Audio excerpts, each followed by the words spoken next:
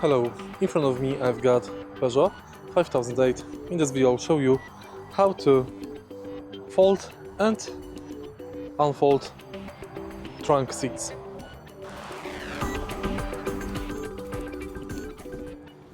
In the beginning, let's take a look at the trunk of the car.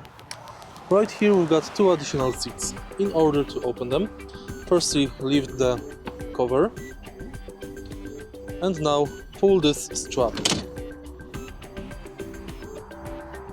If you want to fold the seat, pull this red strap at the bottom and the seats fold easily. Now you can hide the seat under the cover. Take a look at the other side and we've got the same process.